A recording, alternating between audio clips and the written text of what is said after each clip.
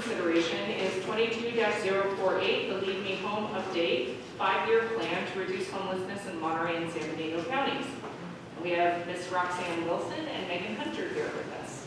Welcome. Yeah, good evening. Glad we get to make this presentation. It's appropriate because there's been a lot of conversation about a regional approach, and the Leave Me Home Plan update is really the playbook for a regional approach to addressing homelessness.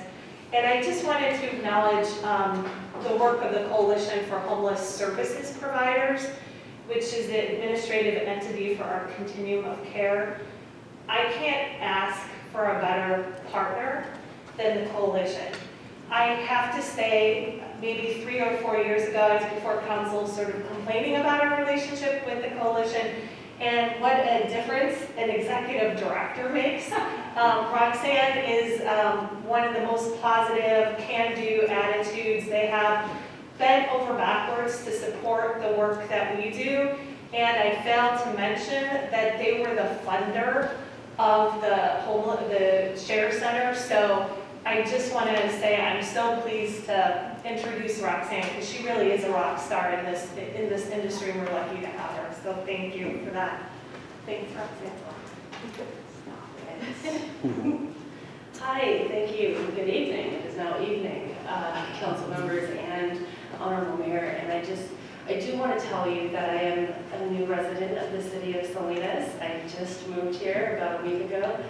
I want to say that this city surprised me. I am falling in love with this city.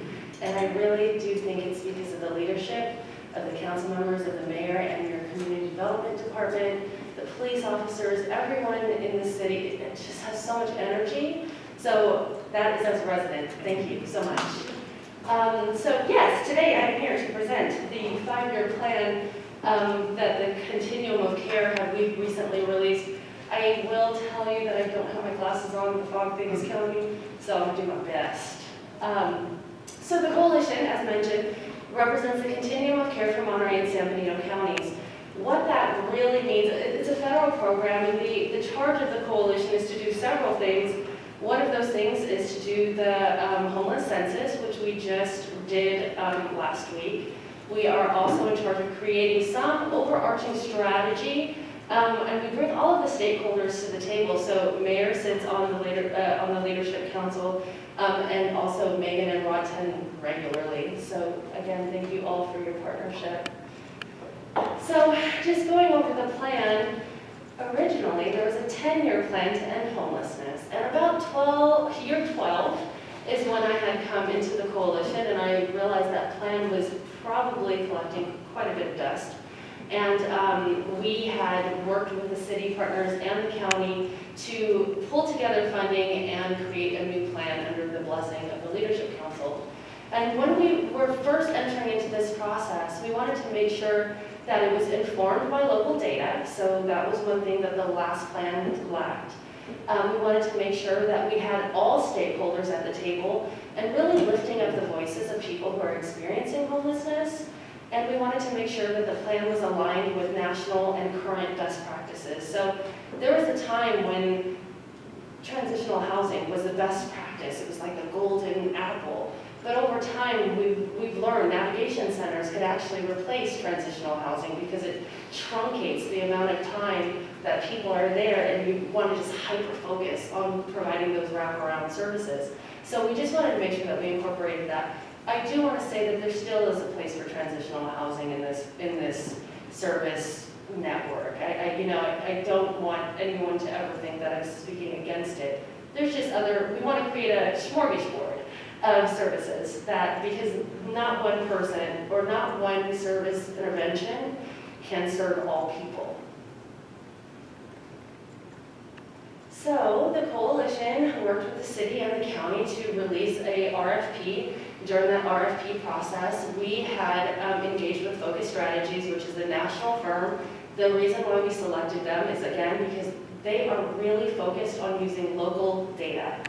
The partners that worked on this collaboration was the County of Monterey Department of Social Services, the County of Monterey Health Department, San Benito County Health and Human Services.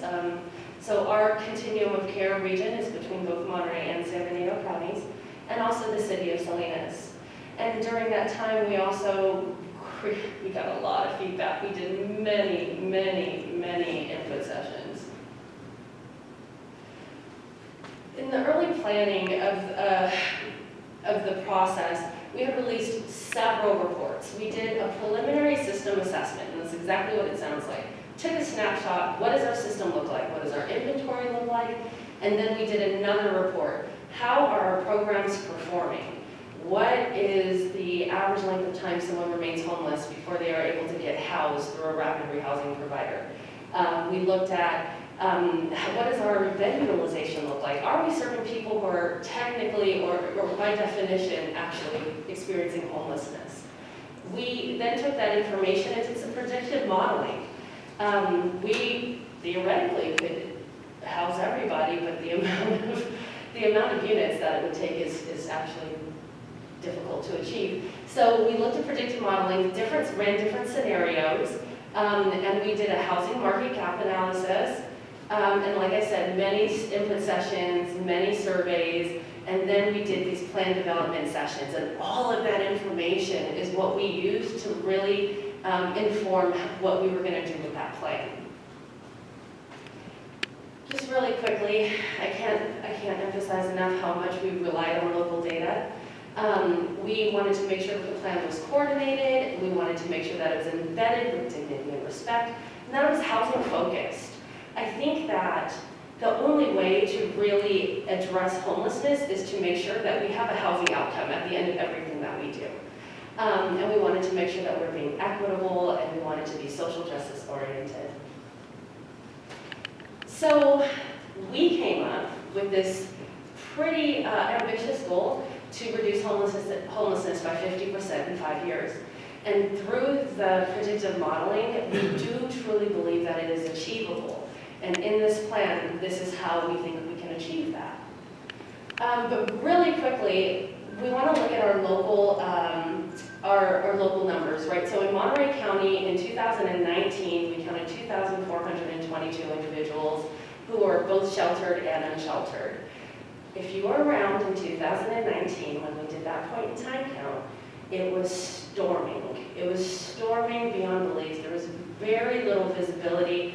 And if you were around to compare, in 2017, the 2017 number, we showed like a reduction of somewhere around 35–40%, which I think that most of us who are around here it doesn't sit right, it doesn't feel right. So for year one, which we're currently in, 21-22, we did account for there to be an increase.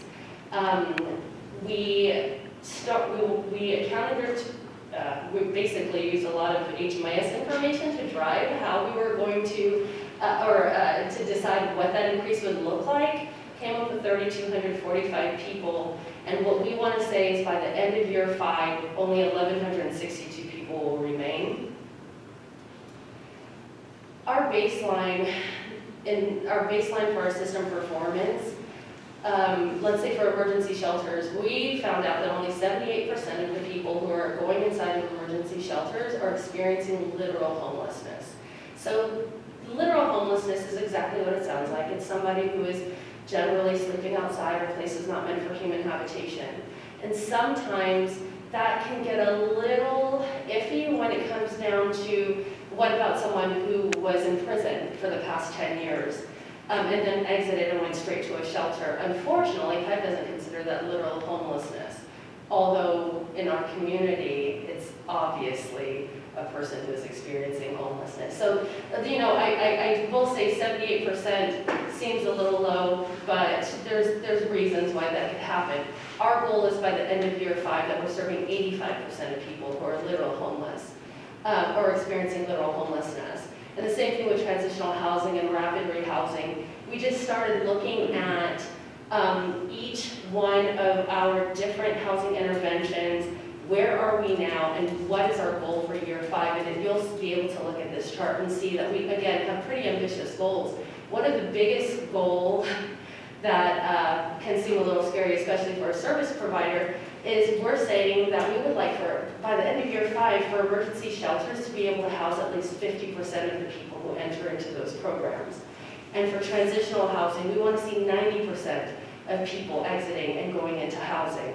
And for rapid rehousing as well. Rapid rehousing in our community is complicated because the intention of rapid rehousing is to identify someone who has recently become homeless and for us to rapidly house them. But the issue is that there's no housing inventory. So people will stay inside of a rapid rehousing program for 170 days because they're seeking somewhere to go, and our service providers are unable to identify a housing intervention for them.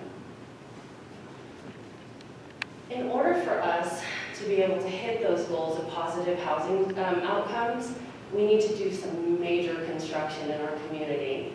So when we look at Monterey County, we need, in year one, 180 units to be built across the entire county. And in year two, 270. In year three, 360.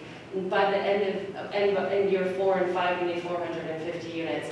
I will say, thank God the RENA numbers just came out because I feel like there's a little bit of pressure from both ends for us to address this housing inventory shortage. One of the things that we found out in our community during the housing market analysis is for every 100 extremely low income households, we only have, I think it was about 18 available units, or 18 units that can serve them. That is a major shortage. Even the state of California at large is doing better than our little county. So we are just saying that we need to be able to produce housing that matches the incomes of the people who work here. And also, thank you, City of Salinas, for approving the home key applications, because that also helps. There are 3 overarching strategies that we want to use to reach our goal. And the first one is that we want to increase participation in homeless solutions by all leaders, all stakeholders, which is why I'm here today. You guys are actually the 3rd presentation that I've done, but the very first jurisdiction, city jurisdiction. Monterey County accepted it first, San Benito County accepted it second, and now we're going through the cities. Next is Pacific Grove. We also wanted to improve the performance of the homeless response system. Again, I just showed you the chart, ambitious goals, but we think we can do it as long as we give our service providers somewhere for people to go. And then the final thing is that we want to make sure that we're expanding services to people who are currently unsheltered. So there is always going to be people who are unsheltered. That is the reality. Until we build up enough stock, we slow down the pipeline of people falling into homelessness, there is always going to be these folks that need help while they're unsheltered. So we want to make sure that we are addressing them, bringing services to them. And I will also say that the City of Salinas has really been the leader in doing that as well. So you guys have the SOAR outreach team. You also funded the CHE outreach team.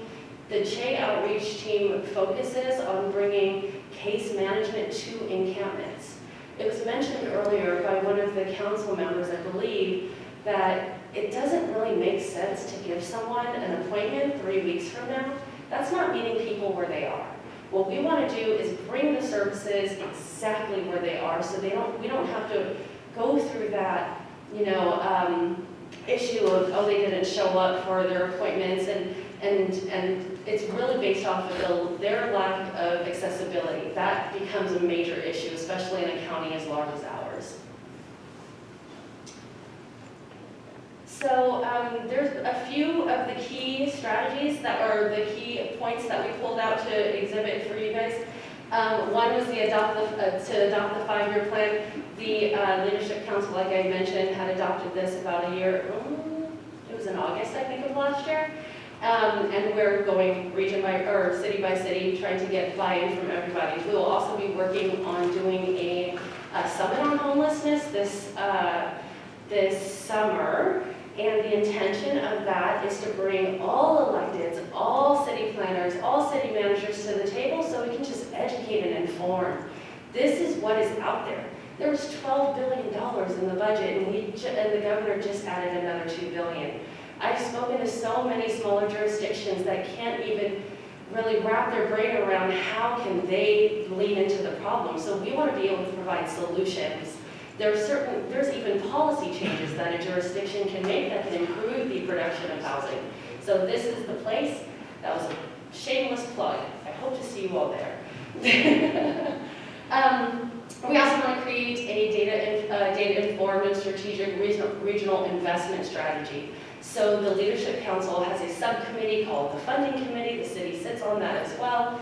We want to make sure that we're not throwing too much money into one intervention and that we're just making sense on how we're investing into the service provisions.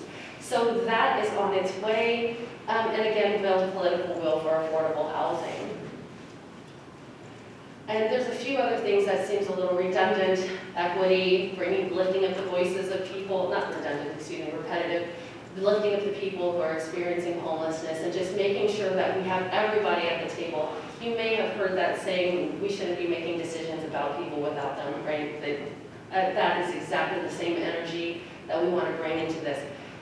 I have been to so many encampments at this point, and I feel like that is where I get my energy. People talk about it all the time. Oh, Roxanne does this, that, and the third. No, it's totally informed by people who are experiencing homelessness. And because when we do that, we are able to address the systemic issues that cause them to stay and remain in that state of homelessness. So, strategy area 2, again, that's improving the performance. We have been working on a homeless prevention strategy. With ERAP, the City of Salinas is also doing the Emergency Rental Assistance Program. We have to slow that pipeline down, because once people fall into homelessness, it is there's a big social cost to get them back out. So it is so much more inexpensive and less, it's less traumatizing for us just to address their situation and keep them stabilized. So we want to make sure that our community has that safety net for people who are currently housed, and we are working towards that as we speak. We have already been able to achieve the enrich and expand mobile outreach services. Again, the city has put quite a bit of funding into outreach, and we and the county is as well opening up an RFP in the next week so they can get that regional outreach going, and we'll keep the regional outreach going because I believe Chase funding ends pretty soon. And then we want to just make sure all shelters are low barrier. So we, the coalition, being the Continuum of Care lead agency, we're in the process of writing policies. So any agency that is funded through the coalition, and we are asking probably the city and the county to do the same exact thing, that we have housing first low barrier requirements. We want to make sure that all shelters are operating in a way that is going to be person-centered, and we feel like we don't want people to just pick one shelter, right? We want them to get the same exact experience no matter where they go. So the only way for us to do that is to create blanket policies, and we are working on that now. Again, creating that smorgasbord of housing solutions. We heard tiny homes. I am very, very much aware of a tiny home project that we're trying to figure out how to get it going. We have the home keys that are going on.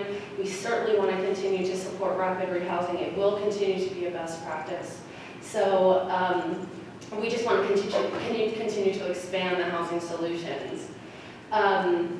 Embrace Housing First. The county is now putting it in every single one of their contracts and RFPs that if you do go for any of their funding, that it be housing first. And we are asking all jurisdictions who does have funding to do exactly the same. And we want to implement a performance measurement and continued quality improvement. The coalition, just so you know, is about to launch a data center. This data center is going to be located on our website, and it is going to be an outward-facing dashboard that shows how we're doing on this. We are committed to being transparent. We are committed to holding ourselves accountable, and you can expect to be able to log into the coalition's website, I would hope within the next 2 months, and be able to see where we are on hitting our objectives of this plan. So again, we want to just to zoom in on what strategy area 3 looks like. We want to provide services and supports for people in encampments. I just talked about what that looks like earlier. The coalition has many hand sanitation stations and porta potties out. I know the city was doing that for quite some time as well. We will continue to do that. We just got funding again, so we'll work with our city partners to see how we can support. And we want to build collaborative relationships with people in encampment. I believe your SORT team does that. I do just want to say, Keishla, Tina LaPearl, your SORT team, I believe that they have very strong relationships with people who are within your jurisdiction, and they're building that rapport. And through building rapport is how you get that trust to start taking those next steps into going into housing. I am a huge fan of the SORT team, so again, the City of Salinas is doing an incredible job with being really progressive in the way you're addressing this situation. Provide safe and temporary locations for people to stay, and also connect unsheltered people to housing. So we just want to make sure that there is this direct line from an encampment into housing. So we're working with many different partners for us to figure out what that line looks like. I will say, because of the emergency housing vouchers, there have been people who are housed straight off of the train tracks. That is incredible work, and that has been able to, that happened because of the CHSP outreach team. So again, I can't talk about it enough. If it wasn't for these outreach teams, I don't think we would be in the position we are now. We do have priority populations. If you know me, you know that youth is one of my major priorities. You do not fully develop until you're 25 years old. So if you're 18 years old and you're living on the streets, there are serious implications to your mental health. There are serious traumas, and trying to untangle all of that at age 30 is very, very difficult. So the coalition had just received $5.5 million to address the homeless youth issues, and we believe we could hit functional zero with that money. So youth is a big one. Chronic homelessness is also another major area. Chronic homeless individuals who are experiencing chronicity tend to be high utilizers of the hospitals. They tend to have much more serious health implications. We just want to make sure that we're taking care of them and getting them off of the streets, and it's because of projects like Home Key, where we can provide those types of supportive services for the rest of their lives if they need it. Our community wants to also find a solution for people who are undocumented. So in that, thank you, the Encampment Resolution Fund, we actually parsed out some funding to partner with Catholic Charities, because Catholic Charities has a fairly, a really good, actually, immigration and citizenship department, and we feel like they can be the problem solvers to help us untangle some of those documentation issues. And then we also wanted to make sure we were focusing on people who are exiting from the criminal justice system. There is this major gap. When someone goes to jail for an extended period of time and they lost all of their resources, they come back into the community, they've served their time to society, and yet there's nowhere for them to go, and there's not even anything for them to really build a foundation on. So we want to address that. Again, actually it's not again. What I had mentioned to you, what I showed you earlier, those key objectives, that was a part of year one plan. Every single year for the next 4 years, we will be renewing that. So the Leadership Council will be focused on creating an annual action plan. Mayor, that's me letting you know that we're going to be working on that. Then we will be very transparent, making sure that we're reporting out on how we're doing on this. One, it was so important to me when I decided that we were going to go down this route, that I was not going to release a plan that we weren't actually going to take seriously. So that is why I'm here today, because I'm asking you also to take it seriously. There's a lot of work, a lot of partnerships, a lot of people came to the table. Every single one of their voices were heard, and I think that this plan is probably the most action-oriented plan that the Continuum has ever released. So, this is a recommendation. I think that's Megan. Thank you. Thank you, I appreciate it. Okay, so we will go ahead and we'll go to council comments, then we'll go out to the public for general public comment, and then we'll come, council questions, go out to the general public for comment, and then come back for council comment. Starting to my left, Councilmember McShane, any questions?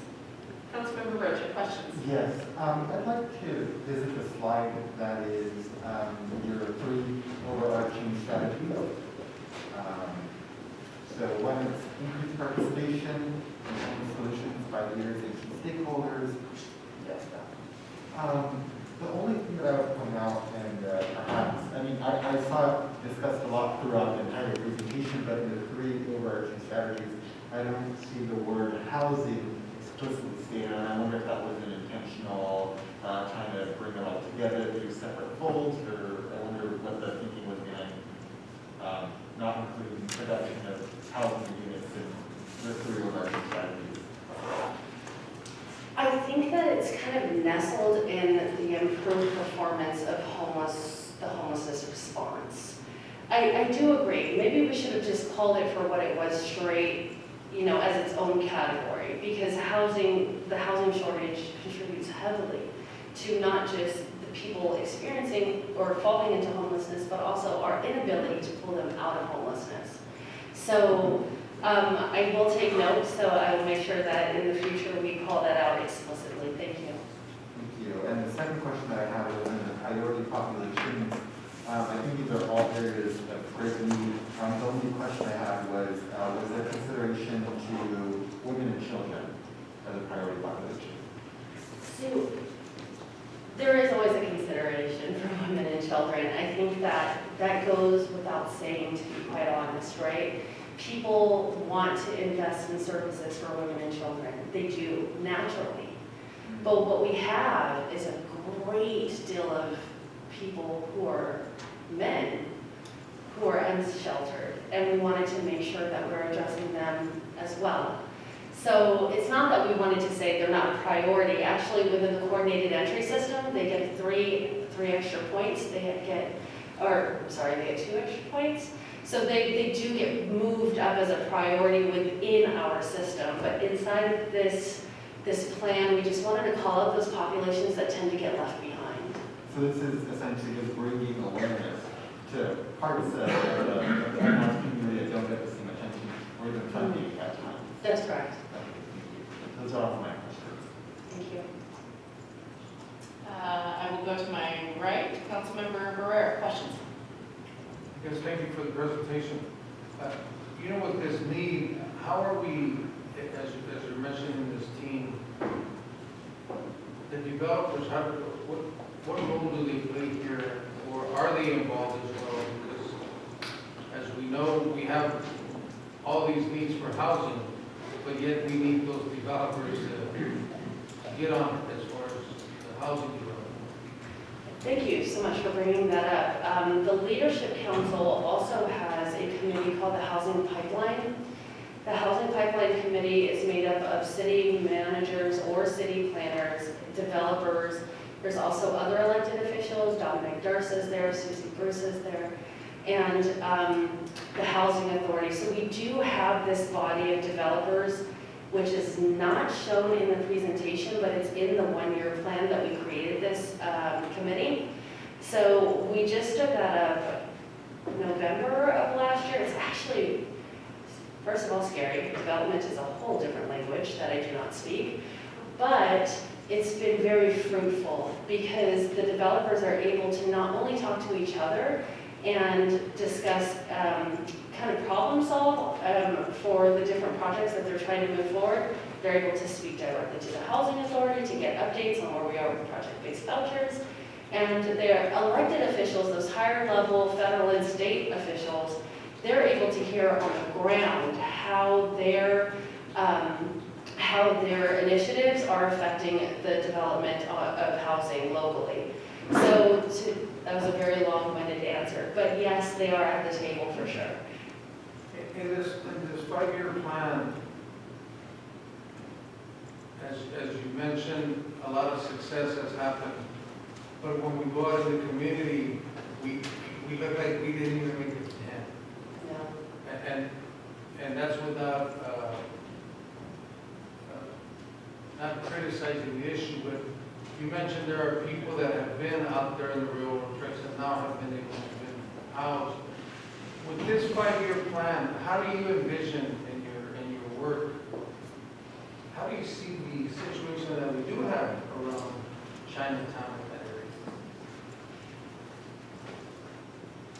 The reason why I'm such a huge supporter of the Project Home Keys that all of the jurisdictions in our community have pushed forward is because it does address unaccompanied adults.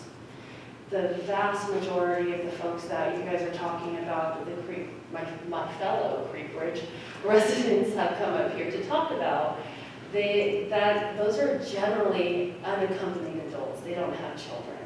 So when all of our focus was really on families for such a long time, and that's not bad at all. But again, there's this whole population that wasn't being served.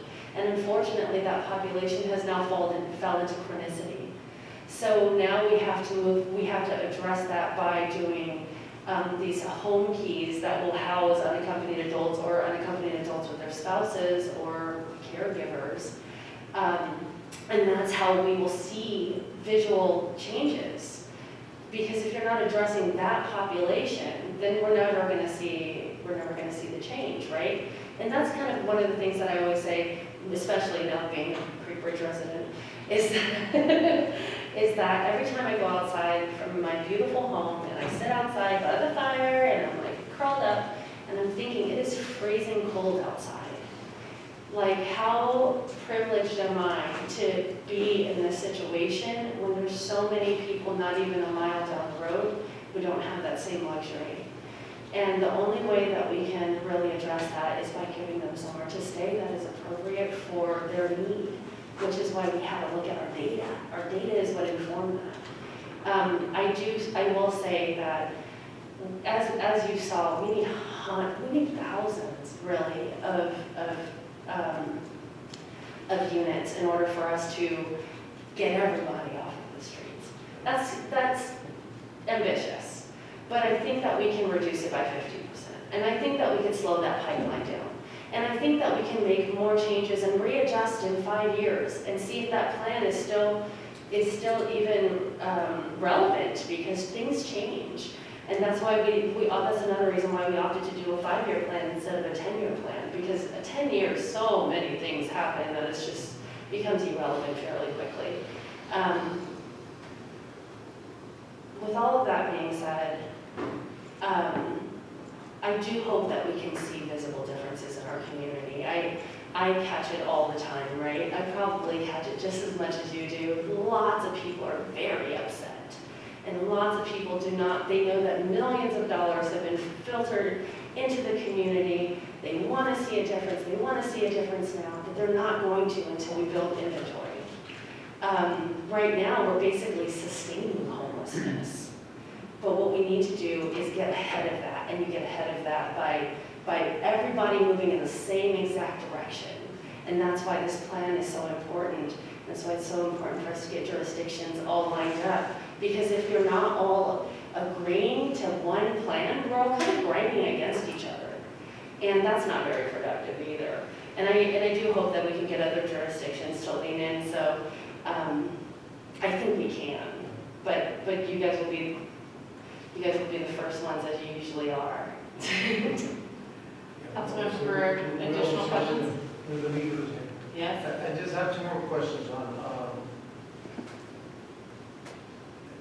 and with your work, I often hear, especially from homeowners as well. And let's face it, there are people investing in their homes, some $600,000-$700,000 homes. They work hard for their home and then they have these issues. You can't blame them for being upset. But at the same time, I've heard often that because of the services that Salinas provides, that we are being a magnet, attracting people from the outside, and we're getting more and more homeless. What would you say to that? I will say that the data says that's not true. So locally, our data says it's about 80%. I think it's like 79% of the people within Monterey County are from Monterey County, right? And then we take this information and we upload it into a state system. And then the state analyzes, are people moving between continuums of care? And what we found also is that 80% of our people are actually from here on the state level. So it matches the information that we're pulling on a local level. I think that the magnet effect is actually not true at all. In my experience, people from the peninsula generally don't want to move to Salinas and vice versa. When you fall into homelessness in the city of Salinas, your network is here. Your family, your friends, your work, often, a lot of people who are unsheltered have jobs. There is a person who works at Marshall's who lives behind a dumpster. So it's real. I think we need to combat those images because the spectrum of homelessness is so wide that the majority of I tell people all the time, your kids probably go to school with kids who are experiencing homelessness. You can't really tell. Anyway, I don't think that the magnet effect is true at all. We see it even like in King City. King City is so far away from the city of Salinas. That's why the city of King had to move forward with creating their own project because they're not leaving. They're not moving. The people in Carmel at the Carmel River, they're not leaving. So that's the people who are transient, who move around, is a very small population. Thank you. My last question is, I know we have a committee here that works with our schools, but I often hear from school teachers, some of their students live in the car with mom and the other children, and I hear this often. And you mentioned outreach. How are we reaching these families, or what do you think we're able to do there? There is, I can't remember off the top of my head, but I want to say it's 20% of the people in Monterey County who are experiencing homelessness are living inside of their vehicles. So what we need to do is build more safe parking programs. We need to give them a safe place to stay while we work on getting them a permanent residence. And I'm not asking the city today to consider that, but I am saying that in general, that really is the solution. We need to, the families that you're speaking of, I'm very much aware of them because the MCOA sits on one of our boards as well. And it's heartbreaking. But it's only easy to really find them when they're in the safe parking program in Marina. Otherwise, they're moving around because they don't want to get in trouble by the police, or they don't want neighbors calling the police on them because there's a strange vehicle in my neighborhood. So what do we do? How do we help them? And the only solution I could come up with that's immediate is find a safe parking program for them to go to.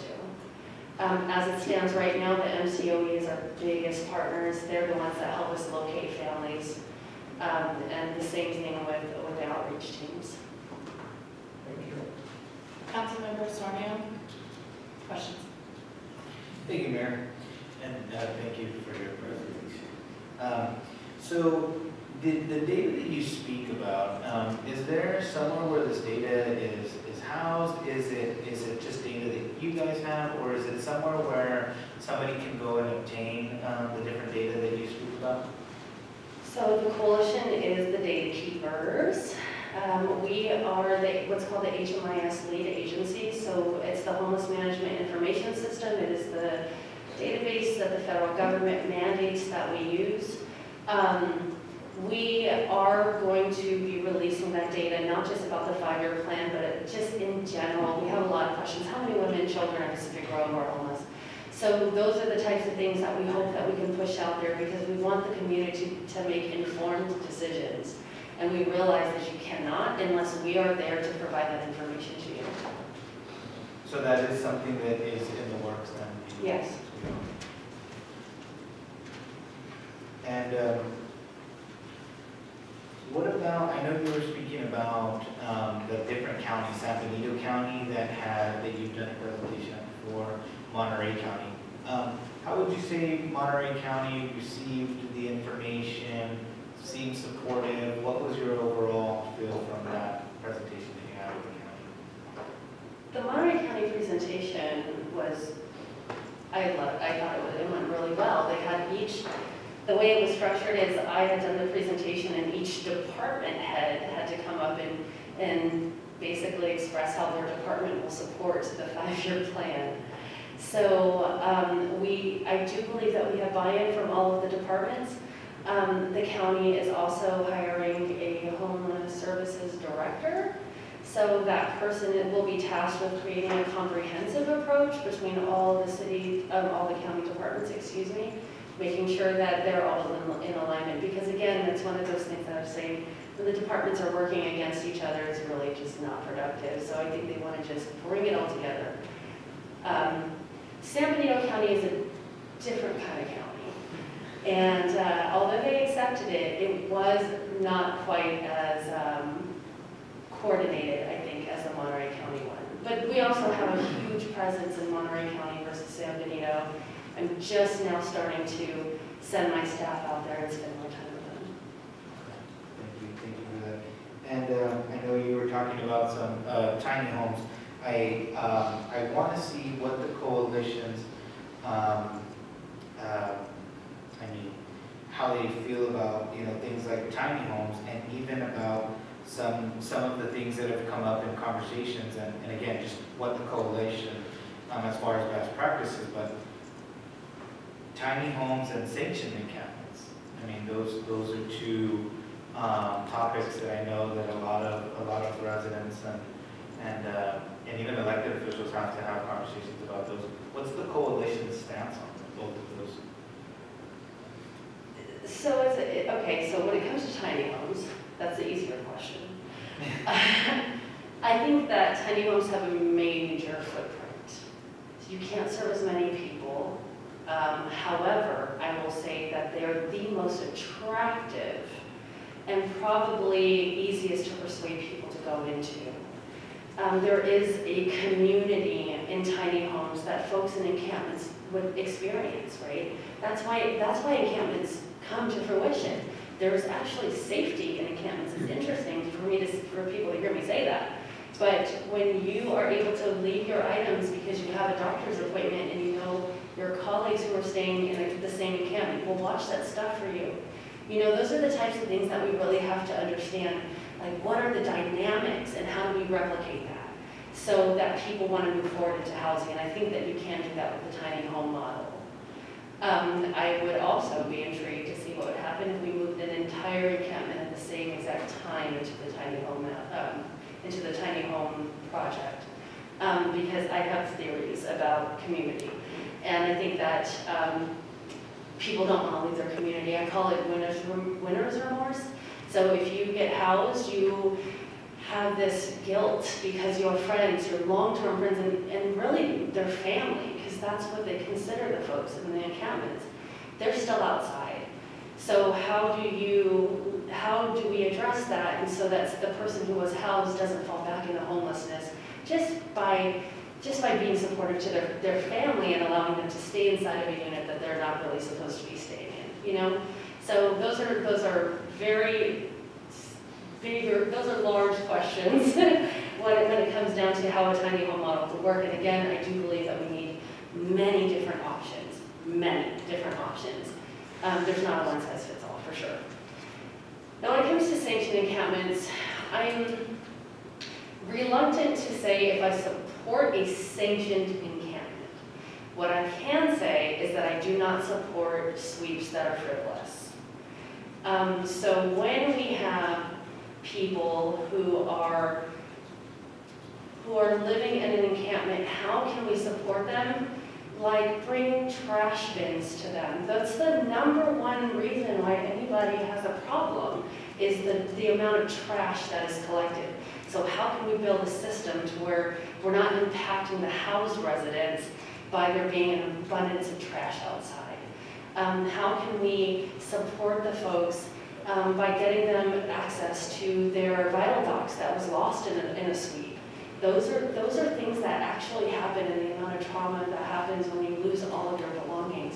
So how can we be really meticulous about choosing when to sweep when it is appropriate, and sometimes it is, and I will say that. But really just only holding that off as the very last resort. Because the truth of the matter is, they have nowhere to go. And that's the, until we give them somewhere to go, I don't exactly know what else, like what is the solution, except for address our house constituents' concerns, and while addressing the needs of the people who are unsheltered. I hope that answers your That question. was, yeah, that was exactly what I needed to hear. Thank you so much for being here today. Thank you so much for being part of the coalition. And hopefully you'll be there for many, many, many, many, many, many, many years. The burnout is real, I gotta tell you, it's a hard job. I have no questions, very familiar with the 5-year plan, and thank you very much for your passion and certainly bringing it to council so that they have a better understanding of what the next steps are, so thank you. We'll go out to the public. Any member of the public wish to, sorry, Councilwoman Gonzalez stepped out, and I acknowledge that she has a few questions as well, so thank you for the gentle reminder. Good, thank you. So Megan, when you first introduced Roxanne, you said she's a rock star. And so it got locked in my head, Roxanne the rock star. And by the end of this presentation and you hearing what I'm questioning, I can say without question, Roxanne, you are a rock star. And no, I mean it, because you, in all of the applying and receiving, you credit it back to these unsheltered residents themselves and their cooperation, collective leadership approach, and the coalition approach. So I really appreciate that sincerity, truly. I just had a few questions, and I'll do my best not to be repetitive here. When working with MCOE and looking at school districts, is there an effort to get these unsheltered youth and students into programs that target their specific needs? And I'll illuminate this with an example. For example, a student that is an LGBTQ youth and is in transitional housing. You know, do we reach out to the epicenter or to another local board? If there's a student who is exiting the criminal justice system and is now unhoused, are they referred to NEPA? If they're, does that, you know, is that kind of framework in place at all? So before I became the executive officer of the coalition, I was the program manager, and the coalition had tried to get that YHDP, the Youth Homeless Demonstration Program grant, twice before and failed. So when I was the program manager, I was just so obsessed with this youth homelessness thing. It just does not make sense to me. So we started doing things in our community, right, to position ourselves. And one of those things that we did, and still stands after almost it's been 2 years, is we create something called the Youth System Leaders. It's the Youth System Leaders meeting. And it's people from Rancho Cielo, from behavioral health, from MCOE, from anybody who serves youth. And this group meets every single month. There are over 30 nonprofits or government entities that are represented on that body. And and every single time we meet, we take a moment to really educate each other on what's out there. So the YHDP grant also calls for us to create what's called a coordinated community approach. Coordinated Community Plan, the CCP. We are in the process of drafting that right now with all of those service providers and our Youth Action Board, which is comprised of youth who have experienced homelessness as well. There's other moves that has been happening. So we just, the county and the coalition released an RFP, a joint RFP for a youth-specific rapid rehousing program. And what we require of any agency who is going for that, we want to know how you're addressing adultism, how are you going to create those wraparound services. All of that information needs to be created in the agency level plan, and it needs to be approved by our Youth Action Board before the agency gets funded. So it's those types of things. We're forcing service providers to really embed themselves into the community and know what is out there. And we are requiring collaboration. We can't do this by ourselves. Not one entity can do it by themselves. What we've learned, even with the City of Salinas, is that when the city, the county, and the coalition all aligned during the pandemic, we were so much more effective when we worked together. And now we're just implementing that even on a, like a micro level, meso level, with collaboration. We're just enforcing that collaboration across the board. And I think that if it's not already happening, it will be happening soon. And at every statement that you made, I see Megan nodding in the background, so I can appreciate that. Because really my concern here is when we look at the intersectional impact of folks who are already within a marginalized, sphere, I think of queer and homeless youth, Yeah. of trans and homeless youth, of, you mentioned that comment about the adultification of folks that are unhoused and the trauma of having to unpack that, at age 30, 35. These are truly where we get to nip in the bud, so I cannot tell you how much I appreciate the critical lens that you are applying to this framework. It's quite impressive. I just thank you very much. And just one last question for you and for Megan. Throughout the presentation, pointed here to housing supply, lack of housing development. Is this program in communication with the housing initiatives that we're working on? And I'm thinking, okay, well, future growth areas, renter-focused housing, multi-family type housing. Are these two entities communicating with one another for appropriate planning in the future, or what does that look like?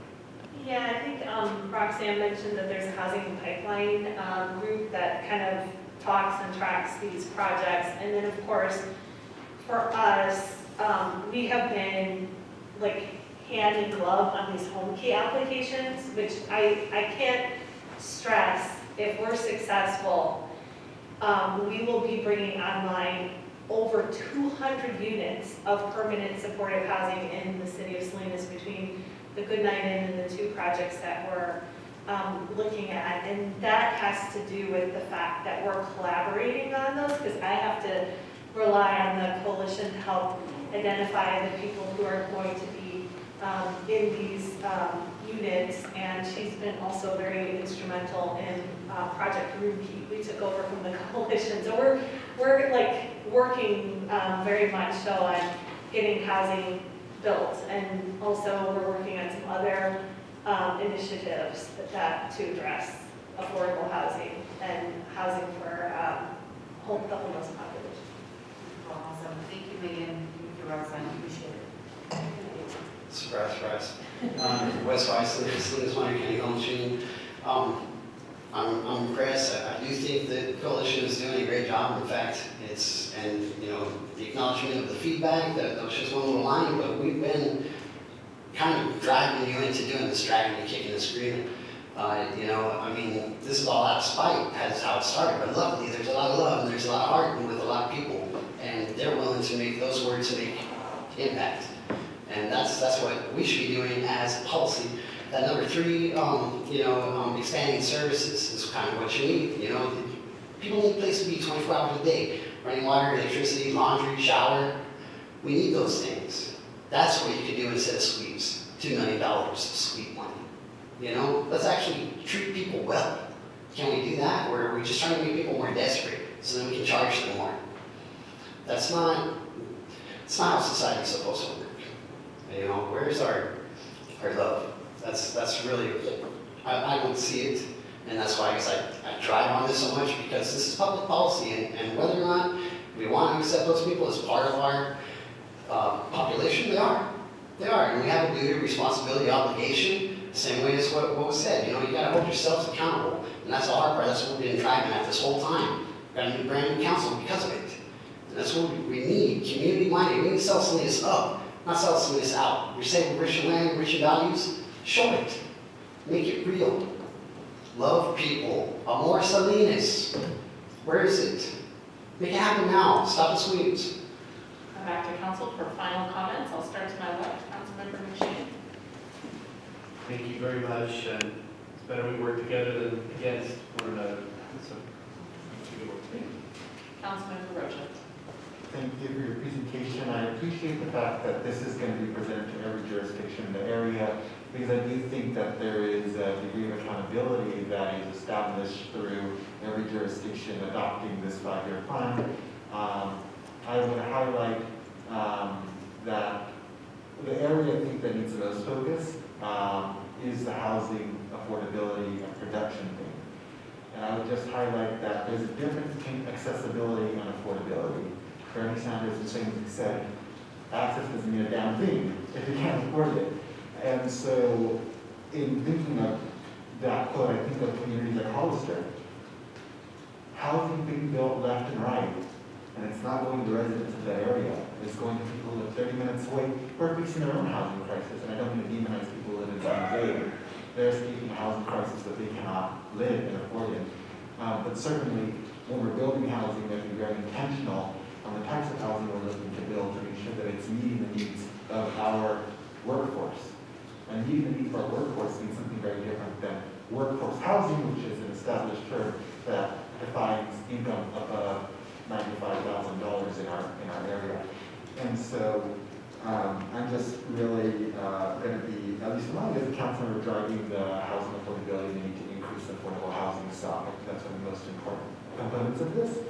I would add that I do appreciate the thoughtfulness of the community's particular interests that you mentioned in the priority populations. I used to work for a foster care agency. I don't think people know this, but foster youth legally does not mean the same thing as unaccompanied youth in terms of homelessness. And so one of the biggest challenges was that we would get unhoused youth that would come to the foster care agency, and if you're not legally designated as a foster youth, a foster care agency cannot provide services. And so at the time there was no shelters for youth. We've since then created a shelter in Monterey, but certainly I think that's a population that is growing, is diverse, and needs attention. And so I appreciate the thoughtfulness of your plan, and I look forward to holding ourselves accountable to it and really having a strong emphasis in the need to increase affordable housing. Thank you. My only comment is thank you very much, and I would like to make a motion to approve the Lead Me Home update. Second. Okay, motion made by Councilwoman Crummy, seconded by Councilwoman Gonzalez, and we'll, are you done with your comments? We'll move on to Councilwoman Gonzalez, final comments. I'm just truly blown away by the intentionality of this all, and you can really see that the foundation has been set. There is no perfect program, there is no perfect solution, and there is, we're running against the clock in every form of that phrase. So I just, in conversations that I had with residents, this past weekend, I was talking to residents from Las Mesitas, and those were who said, I don't go to the park anymore. I don't go to Monterey Park because I'm afraid to go. And it broke my heart. And that concern, I also need to couple with my concern, understanding that much of these are systemic factors. And I applaud this program and hope that it continues that lens of humanizing this population of residents and destigmatizing and decriminalizing their comings and goings, because when you consider how much you have to bypass as an unhoused person in this mechanism of social stratification, it really is astounding, and it points to why there is such a big issue of folks being repeatedly, chronically unhoused. So I applaud this. Thank you so much, Megan. And you were right, Rob's trying to be in your Councilmember Guerrero, final comments. Yes, Madam Mayor, I want to acknowledge Mr. Westway. I think, Wes, with the presentation that we had today, you've been beating the drum for quite a while, and I think we're going in that direction. It's slow, but you know what? We're taking care of people that need an uplift. And I think to the new acknowledged rock star here, I think that we are, you know what, because this gives dignity to people. Imagine being a child, going to school and you live in a car. Imagine that child, how he or she might feel, and going somewhere to a gas station or somewhere to wash up. I mean, that must be awful. But it's happening in our city. You mentioned a mile away, all we gotta do is just walk outside the door and we see it. You know, I take the metro once in a while when I go to work, and I'll take my bicycle. I gotta get a little bit of this arthritis can't be kicking in my knees, you know, so I gotta cruise a little bit. But I see homeless people on one side of the street and I see rich on the other side of the street. It's just amazing.